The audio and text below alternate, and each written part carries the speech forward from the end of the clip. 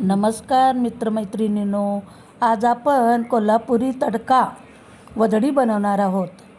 तर वदडी आणलेली आहे, तर ती स्वच्छ धुवून तिला वाफवून घ्यायची आहे प्रथम. त्यानंतर ही आहे रक्ती, याला म्हणतात रक्ती.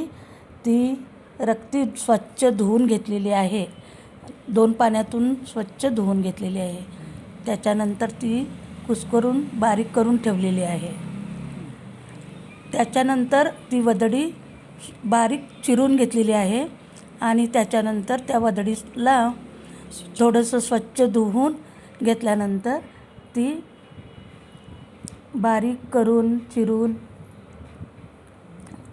त्याच्यासाठी फोडणी देण्यासाठी त्याला एक कांदा, एक टोमॅटो, त्याच्यानंतर टोमॅटो, कांदा, कोथिंबीर, लसूण बारीक चिरून घेतलेली आहे.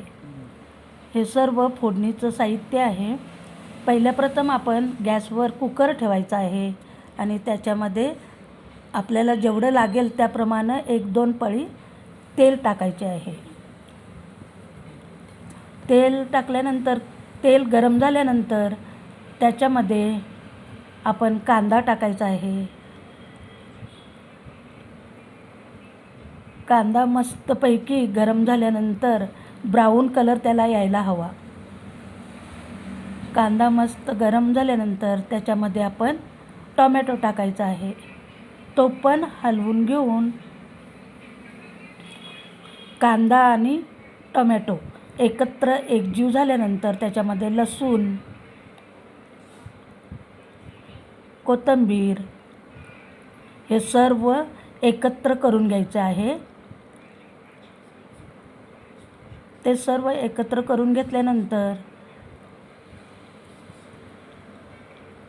हळद, गरम मसाला, लाल तिखट, मिरची पावडर, धना जिरा पावडर असेल तर तुमच्याकडे तेही तुम्ही टाकू शकता. कांदा लसूण कोल्हापुरी ते पण टाकू शकता. माझ्याकडे नव्हते म्हणून नाही टाकलेलं.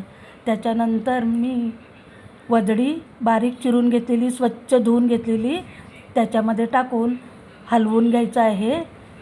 ते सर्व एकत्र करून घ्यायचे आहे. वदडी 5 मिनटं एकत्र गरम करून घेतल्यानंतर ते वाफेवर थोडीशी शिजवून घ्यायची आहे. त्याच्यानंतर चवीप्रमाणे 1 चमचा मीठ टाकायचे आहे. चवीप्रमाणे मीठ टाकायचे आहे. त्याच्यानंतर मस्त सगळं एकत्र करून घेऊन त्याला कलर किती छान आलेला आहे. मस्त जी रक्ती आपण बारीक करून ठेवली होती ती रक्ती त्याच्यामध्ये टाकून घ्यायची आहे. ती रक्ती टाकून घेतल्यानंतर सर्व एकत्र एकजीव करायची आहे. हलवून हलवून मस्त छानपैकी एकत्र करून थोडीशी वाफेवर शिजवून घ्यायची आहे. शिजवून घेतल्यानंतर त्याच्यामध्ये कुकरचं झाकण लावून घेऊन थोडंसं पाणी गरम टाकायचं आहे आणि मग कुकरचं झाकण लावून त्याला 3-4 शिट्ट्या घ्यायच्या आहेत. ही पहा आपली वदडी